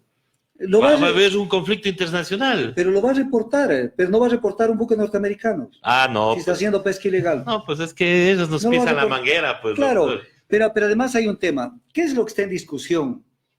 Y que hay que denunciarlo. Hay que denunciarlo, porque la ciudadanía, estas son entrevistas, César, que sirven para una especie de educación política, para que la gente Así es, doctor, adquiera eso me herramientas parece. para poderse manejar. ¿Qué es lo que está en el dimes y diretes? Lo que dijo el embajador ecuatoriano en Estados Unidos, Francisco Carrión Mena. Dos cosas básicas dijo. Yo no estoy de acuerdo en esa vigilancia que hacen con los norteamericanos. Primero, no estoy de acuerdo. Ujú. Y segundo, dijo, no se ha firmado ningún convenio y sigue en estudio ese convenio. Y ya están actuando desde septiembre del 2018. Ojo, septiembre del 2018 están operando los aviones norteamericanos. Septiembre de 2018. Y salió el gobierno y dijo, no, sí hay convenio. Ah, sí hay convenio. Sí, pero Y no lo muestran al ¿Y convenio. pasó por la asamblea? No pasó por la asamblea, pero sí hay convenio. Pero aquí está un poco una prueba de que nos dejan la duda de que no hay convenio. Declaraciones del contraalmirante Darwin Jarrín, comandante general de la Fuerza Naval, jueves 16 de enero del 2020, jueves anterior, donde le preguntan, al renunciar Francisco Carrión, ex embajador de Ecuador en Estados Unidos, esto está publicado en el diario El Comercio, dijo que no había un convenio para la operación de naves de ese país. ¿Es así? Le pregunto. Y él contesta con una evasiva. Sí, eso a un día le da un Ya. un tufo de que no está claro. No está claro. Dice, nosotros tenemos las reglas que nos emiten el Comando Conjunto de las Fuerzas Armadas y el Ministerio de Defensa. Y luego le preguntan, ¿este es un acuerdo verbal o un convenio? Tenemos las directrices que mandan de nuestro Comando Conjunto de las Fuerzas Armadas, que es nuestro órgano superior. Perdón, es el convenio. O sea, que le ordene el jefe del Comando O Conjunto. sea, le ordena y punto. Y Es cumple. viserazo y plan, y nada más. Pero mañana también los pueden llamar a que respondan por haber permitido una cantidad de cosas. Porque Violación del espacio aéreo, todo eso. el artículo 5 de la Constitución que está vigente dice que no pueden operar bases militares en el Ecuador. Y más bien lo que él está más bien reclamando, dice que hay una limitante en la base de San Cristóbal. En cuanto al combustible, dice, porque necesitan incrementar la capacidad de almacenamiento, porque los aviones, es para aviones más pequeños, dice, los aviones grandes necesitan más combustible. Más combustible. Y ahí viene el tema, ¿a qué precio le estarán dando los combustibles? Ese es otra, doctor. O sea, pero No. es que Es para país de Ripley. país de Ripley. Realmente. País de Ripley, mire, doctor, esto salió el 22 de enero. Bueno, no, esto salió el 20 de enero. Permítame, Sí. antes de que me la mande, Ya, porque es la denuncia que iba a hacer, se me estaba quedando. ya. A ver, doctor. Llamaron a que comparezcan a la Asamblea Nacional a que informen el canciller José Valencia y el embajador Francisco Carrió Mena sobre este tema de dimes y diretes, si hay el convenio o no hay el convenio para que operen los aviones norteamericanos desde Galápagos. Compareció el canciller y compareció ante una reunión de la comisión de la Asamblea que no tuvo quórum. Ujú. Qué sinvergüenzas. O No sea, hay otra solamente, palabra. no O sea, fue en comisión, sino que les recibieron como No comisión tienen general. comisión general. Comisión o sea, general. entonces viene el tema. No he sido prolijo en sacar la lista de los que asistieron. Pero tenemos que tener la lista de los que asistieron y más de los que no asistieron, que no dieron quórum, para decirle al país en el corto plazo, estos son los asambleístas que no les importa el Ecuador, que no les importa estos temas sensibles, porque lo que buscan es que no dejen de invitarlos a la fiesta del 4 de julio que se da en la Embajada de los Estados Unidos todos los años. No quieren meterse en ningún lío. Entonces, no hubo quórum para la comparecencia de esta gente. Pero tengo entendido que el embajador Francisco Carrión no fue a esta comparecencia, solamente fue el canciller. Por eso, todavía no va. Todavía no va. Todavía no Esperemos va. que den quórum para eso. Pero en todo caso, ese tema está allí. Hay un tema que se me va quedando cuando hablamos de las protestas. ¿Qué pasó? Porque esto es lo que reclamaba Simón Bolívar alguna vez en sus escritos, y decía que más o menos en la república que crearon, cada quien cumplía funciones pero diferentes para las cuales tienen competencias, ¿no? Ujú. Entonces una gente hace lo que no debe hacer y así. Sobre este tema de los actos de violencia y como una especie de ayuda al gobierno, de ayuda, o sea, una ayuda gratuita, o le mandaron, sale a declarar, lo cual es medio poner la carreta entre de los caballos. En el diario El Comercio de esta misma fecha, 22 de enero del 2020, declara la Secretaria Nacional de Derechos Humanos, La señora ¿cuál es? Chacón. Cecilia Chacón, ¿cuál es su competencia? Velar por la vigencia de los derechos humanos Así es. y velar porque no se afecten los derechos humanos. Declara que todos los actos de violencia en contra de los bienes del Estado deben ser investigados. Los bienes del Estado. Sí. ¿Y Ella está, los bienes del Estado tienen derechos humanos? claro, pero está haciendo funciones de Contralor General.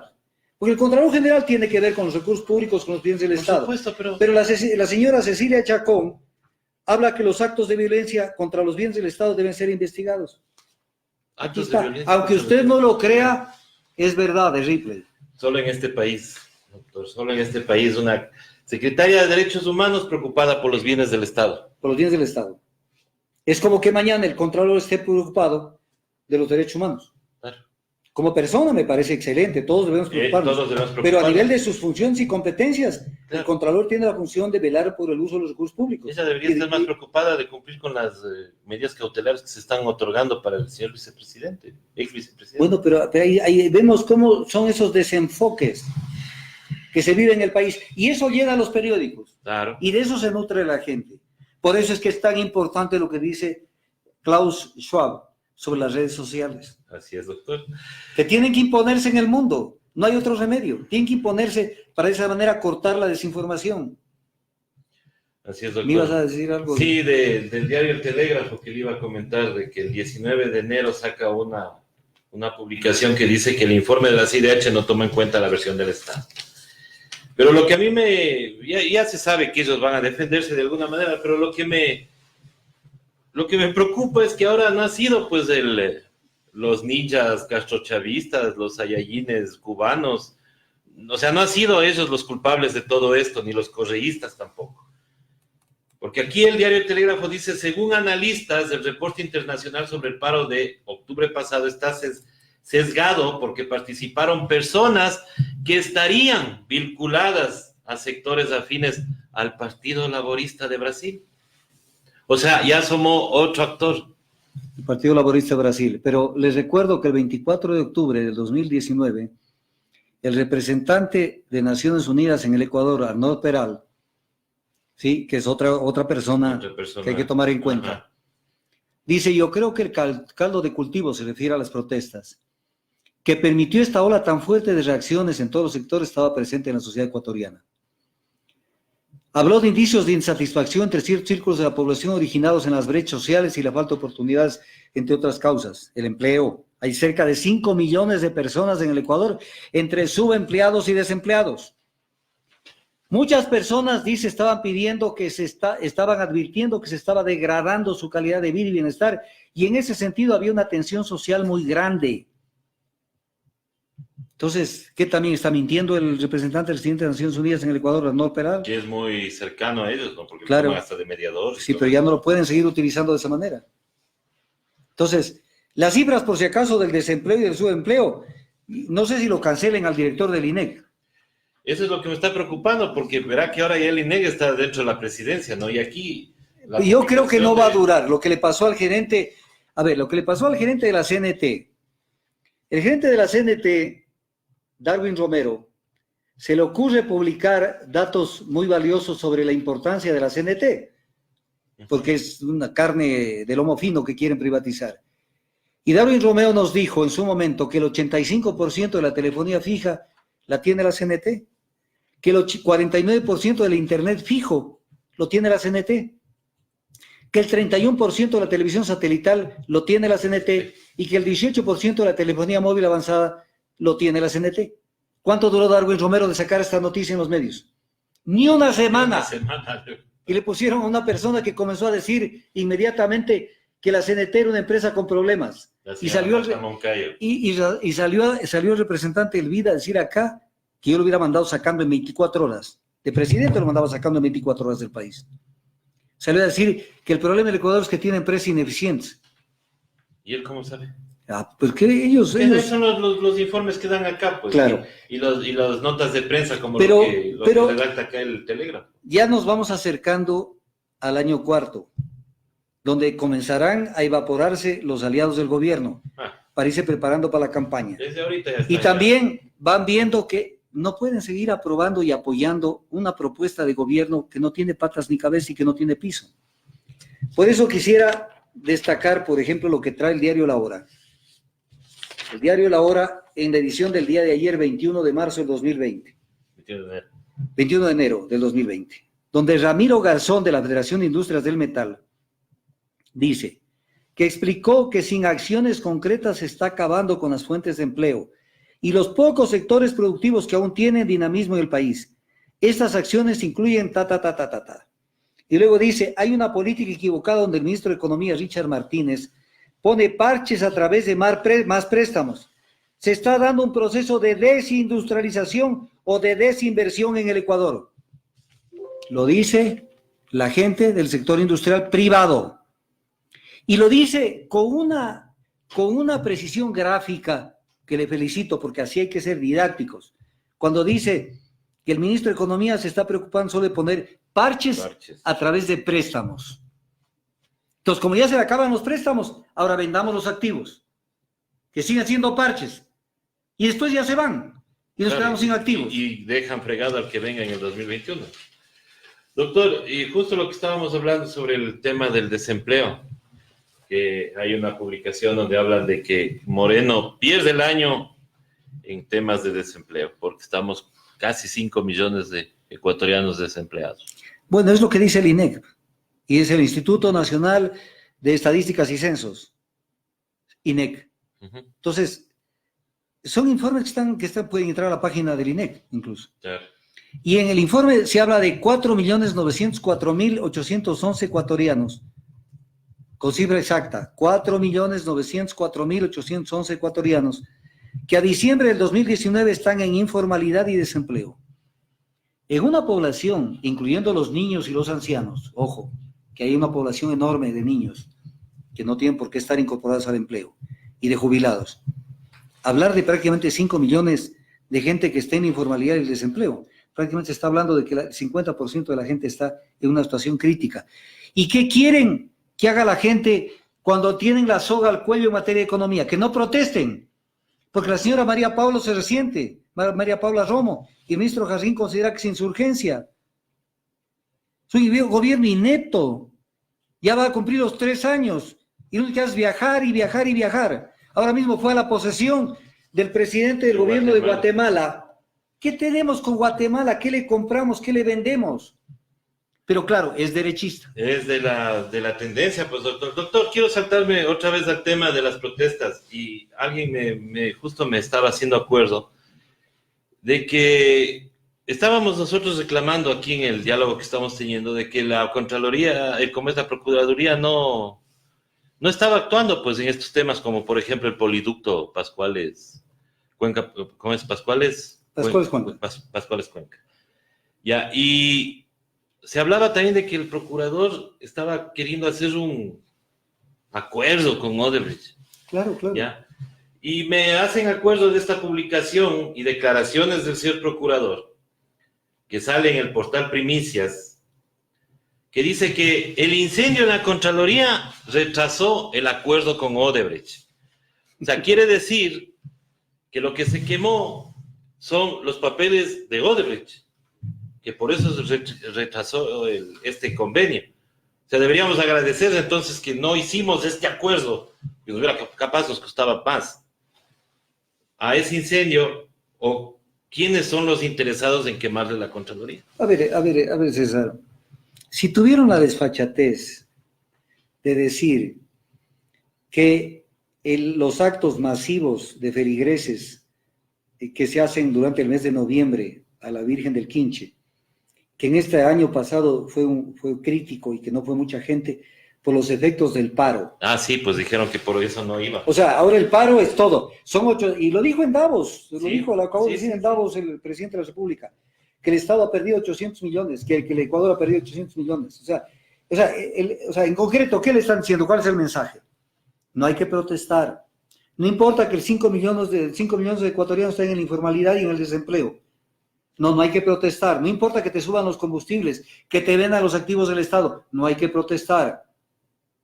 No hay que protestar, ese es el mensaje. Y por si acaso quieras protestar, ya tenemos equipos antimotines.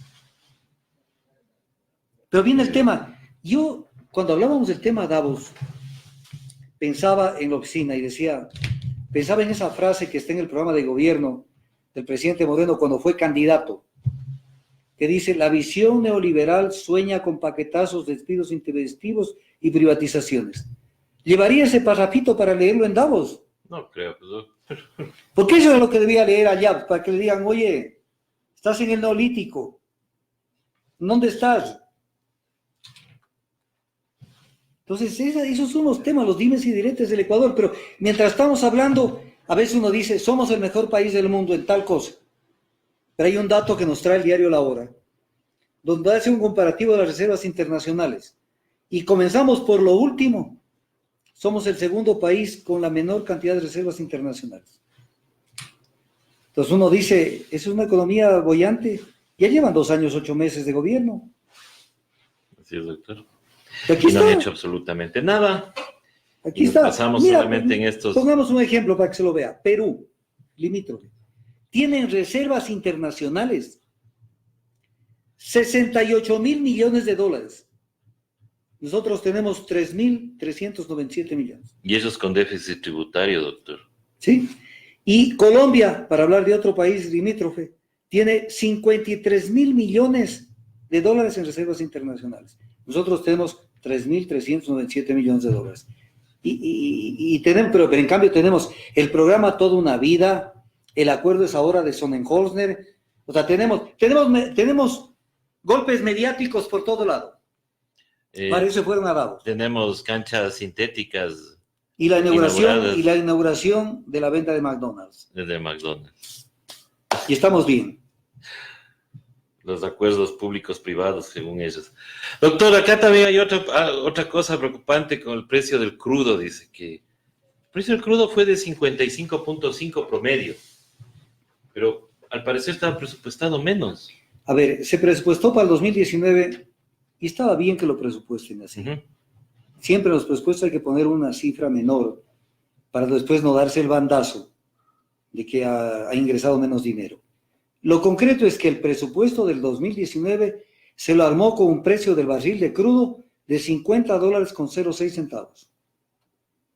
Y sacando el promedio el promedio de todo el 2019, recibieron un crudo, un barril de petróleo de $55.50. O sea, $5 más o menos un 10% más de ingresos por petróleo. Y con esos resultados en la economía que casi no avanzan a pagar los 13º. O sea, si les pusiéramos una calificación sobre el manejo económico del país, viene el tema, ¿cuándo tendríamos que ponerles? Menos de 10 sobre 20 y la gente ya me va a entender. Claro. Quisiera, si me permite, finalizar con este tema. Hubo pues el aniversario de la guerra del CENEP, Ya, doctor. que esto viene desde el año de hace 25 años. Un tema sobre el cual algún rato quisiera que me invite a hablar solo sobre ese tema. Por favor, doctor, vamos a hacer un programa especial. Porque hay que hablar de dimes y de la historia. Y de la historia, porque de la tenemos historia, que conocer la historia. Para entender por qué es que nosotros en el 42 se firma el protocolo de Río, no perdimos nada. La gente cree que en el 42 y en el 41 con la guerra, el Perú nos arrebató territorio. Este territorio estaba en manos del Perú. Porque el Perú, un país pragmático, colonizó el oriente ecuatoriano, metió gente, nombró tenientes políticos, nombró autoridades. Y cuando nosotros decíamos eso es nuestro, los mismos habitantes de esa zona de la Amazonía no querían ni saber del Ecuador. Pues teníamos un presidente que decía que el oriente es un mito, pues. Sí, pero se reúnen ahora con el Perú, después de esa firma de la paz tipo Maguad, donde le tomó del pelo al Ecuador. Maguad, ¿cómo te burlaste del Ecuador delante de tus ministros de Estado que estaban allí, que sacaron un pañuelo y secaron las lágrimas de cocodrilo? Gallardo. Cuando dijo, Tigüinza es nuestra, y esas señoras que estaban allí se tocaban los ojos y les salían lágrimas. Y después nos enteramos, a las 24 horas, que era 1 kilómetro cuadrado que les habían dado para que ponga un monumento o algo. Tigüinza perteneció al Perú siempre, les dio, con la firma de la paz, ellos tuvieron la propiedad, tuvieron la jurisdicción y el territorio de Tigüinza, que es una cosa que la gente no debe olvidarse de Maguad, porque también aparece como que él es autor de la paz. Pues y él es héroe ahora. Pero viene el tema, primera lección, perdimos el oriente porque no nos importaba el oriente y no mandábamos autoridades, no hacíamos lo que después se llamó fronteras vivas. Eso comenzaron con Rodríguez Lara. Recién con Rodríguez Lara dijeron, oye, hay que poner gente al límite de frontera, pues si no el Perú sigue avanzando, pues. Claro. Sigue avanzando, sencillo. Llegan, es como cuando alguien se mete en una casa vacía, a los 10 años pide prescripción adquisitiva de dominio, y dice, esto estaba deshabitado y es mío. Claro. Y es lo que hizo el Perú. Pero ok, pero miremos estas declaraciones del ministro Jarrín. En esta conmemoración por los 25 años, esto está publicado el 15 de enero del 2020 en el Diario del Comercio. Dice, cuando los conflictos son de carácter geográfico son superables, porque no hay de por medio los aspectos étnicos, religiosos o de otra índole que son insolubles como lo demuestran otras regiones. A ver, y que esto lo digo militar. Los conflictos no eran geográficos. La geografía sirve como un referente para marcar hitos. Tracen una línea desde este punto a este punto, o utilicen el cauce de este río que servirá desde esa parte hasta acá como límite. No es un tema geográfico lo que nosotros tuvimos con el Perú. Tuvimos un tema territorial, un tema de delimitación de fronteras. Porque lo que está queriendo decir el ministro Jarrín es que era un tema solucionable, porque es un tema geográfico. Cuando hay temas técnicos o religiosos, ya no hay soluciones. Era un tema solucionable, siga nomás. Lo que nos pasó con el Acuerdo de la Paz. Con el protocolo del Río teníamos más kilómetros cuadrados que con el Acuerdo de la Paz. Por supuesto, pues. Yo siempre me acuerdo de las declaraciones del ministro de Defensa, Gallardo. Teníamos libre navegabilidad con el protocolo del Río. Con el Acuerdo de Paz tenemos que pedirle permiso al Perú. Así es. Y aparte, en ese kilómetro cuadrado que nos dieron, no se puede izar ni siquiera la bandera, doctor. Pero es que no es territorio ecuatoriano. Por eso, pues. Claro, por eso vuelvo a repetir. Lo que dice el ministro Jarrín, cuando los conflictos son de carácter geográfico, son superables. Los conflictos con el Perú nunca fueron de carácter geográfico. Claro que hubo el famoso diferendo de que el divorcio acuarum entre el río Santiago y el río Zamora habían 2 divorcios no acuados, 2 divisiones de aguas, que era la cordillera del Cóndor y el río Cenepa. Pero eso no, el tema era la delimitación. La delimitación. Y entonces no nos va a decir que era un tema superable, porque era un tema geográfico. Mañana se llevan a otra parte del Ecuador porque es un tema geográfico. Entonces, ¿por qué abren la boca si no saben? ¿Y por qué no dejan que estos temas los maneje? Que tampoco tengo mucha confianza que lo van a hacer bien, pero que en todo caso lo maneje la Cancillería, pues. No son temas para que lo maneje el ministro de Defensa. Zapatero a tus zapatos, temas de política exterior, la Cancillería. La Cancillería. Es como que mañana salga el canciller a decir que fueron mal utilizados los aviones en tal guerra, porque a criterio de él era mejor, en vez de utilizar Kafir, es mejor que se utilicen los F-16 de Estados Unidos. Te va a decir, ¿y qué pasó? Pues se cambiaron de papeles. Pero en todo caso, ha sido superable el tema con el Perú porque son temas geográficos. A ver cómo les calza a la Academia de Historia, a la Asociación de Almirantes Generales de las Fuerzas Armadas, a la gente que le duele este país, porque a mí me seguirá doliendo hasta que yo me vaya con mis pies por delante al cementerio. Lo que nos pasó con el Perú, y nos pasó de siempre, porque fuimos ingenuos toda la vida con el caso del Perú. No tuvimos política internacional, y no la tenemos hasta ahora. Y por eso nos pasó lo que nos pasó, y de eso vale la pena volver a remecer eso, porque hoy aparece como Maguad el creador de la paz con el Perú. ¿Cuánto nos dijo Maguad para que firmemos la paz? A ver, metámonos un segundo. Que tenemos que firmar la paz porque habían 3.000 millones de dólares que nos iba a dar la comunidad internacional como financiamiento para desarrollar las fronteras entre el Perú y el Ecuador. ¿Cuánto vino? Si me están oyendo lojanos o orenses, ¿cuánto vino para Frontera Sur de los 3.000 millones? Nos tomaron del pelo y sé que Maguad hizo la paz, como también nos trajo la dolarización, pero se olvidaron de toda la secuela del feriado bancario y de la pauperización que creó en el pueblo ecuatoriano. Por eso son importantes las redes sociales, porque estos temas no los toca la gran prensa.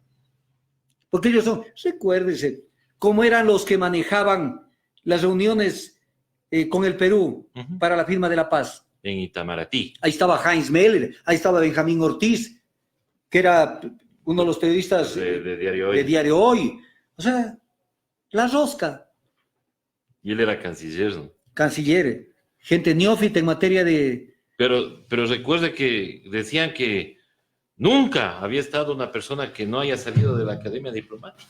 Es que la condición sine qua non que a veces nos venden es que se ponga gente que no haya estado allí. Que eso es una virtud. Jamás será una virtud o algo positivo poner a una gente que desconozca el sector que va a manejar. Alguna vez cuando entraron los marinos a manejar Petroecuador, error desde mi punto de vista del anterior gobierno, me preguntaba un medio de comunicación y le decía, vea, yo conozco el sector energético desde el año 1972. Lo conozco. Creo que podría haber hecho un buen papel. Porque lo conozco y no solamente el petróleo, sino toda la energía. Pero si a mí me ponen y me invitan a que mañana maneje el buque Escuela Guayas, lo hundo. Porque no soy marino. Los marinos, ¿qué tenían que hacer en Petroecuador? Es lo mismo que nosotros decimos los comunicadores, la profesionalización de los comunicadores. A nosotros no nos invitan a litigar. Nosotros lo que nos metemos es a comunicar, a hacer medios de comunicación. Pero por ahí tenemos algunos profesionales de la comunicación que se dicen, ya juzgan, son jueces, fiscales. Pues, y claro, y hay otros que quieren ser periodistas también. Por ejemplo, hay el señor Dotti que anda por ahí no sé ya si él está fallando un poquito la memoria al señor, pero ahí anda como comunicador. Es el problema. El tema del periodismo es un tema para un programa exclusivo para hablar de la libertad de expresión, porque la gente no tiene claro el Vamos tema dos, doctor, ¿verdad? Dos. Libertad de expresión es un tema que hay que verlo desde la profundidad, porque la gente cree que, por ejemplo, cree que los periodistas son los dueños de la libertad de expresión. Son operadores. La libertad de expresión es un derecho de las personas. Y el operador, en este caso el periodista, tiene que difundir información veraz, contrastada, transparente, verificada,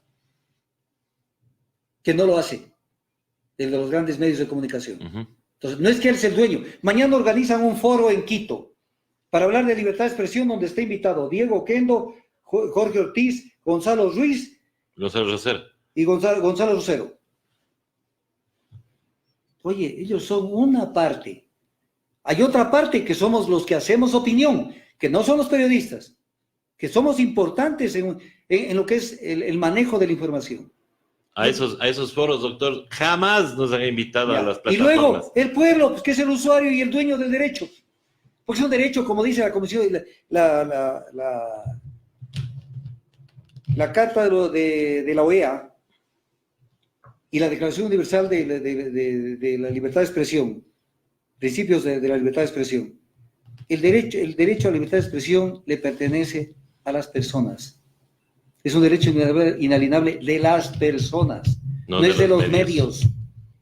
El medio, más bien, le entregan que tenga una parte, es una especie de relación tripartita, que tenga esa parte, pero que tenga que responder por la forma como maneja esa información.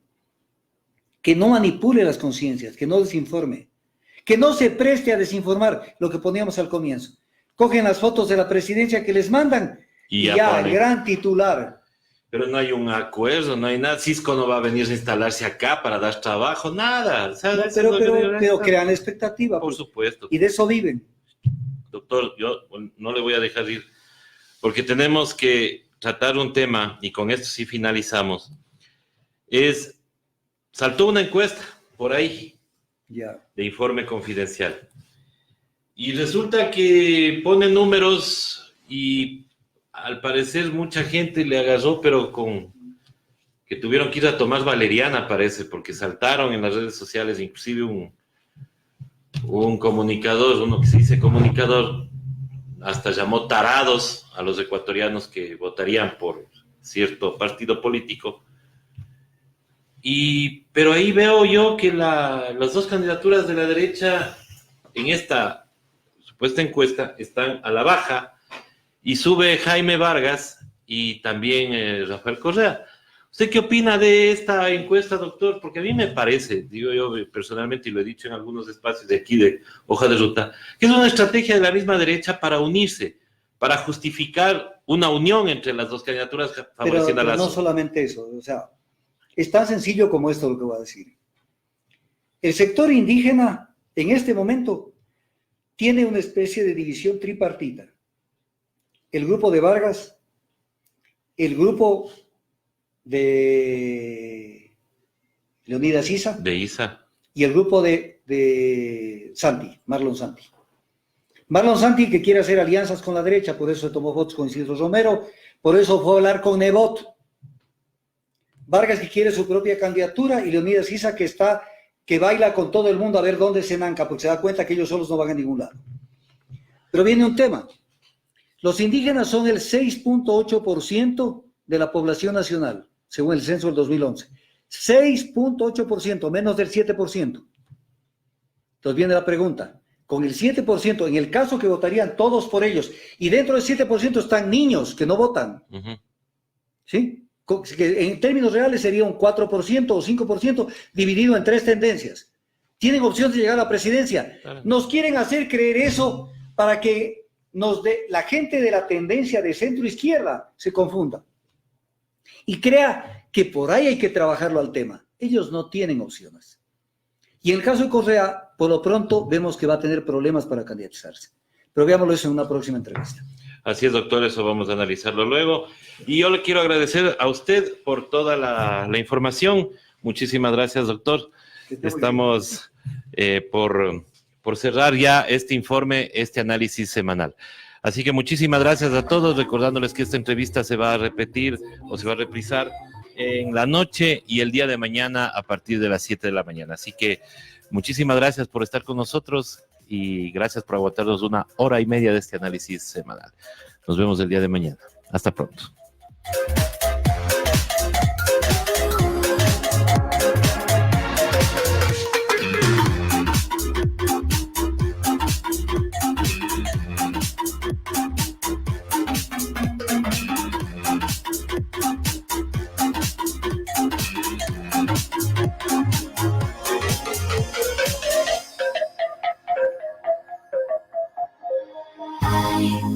I want you to lift me up so high.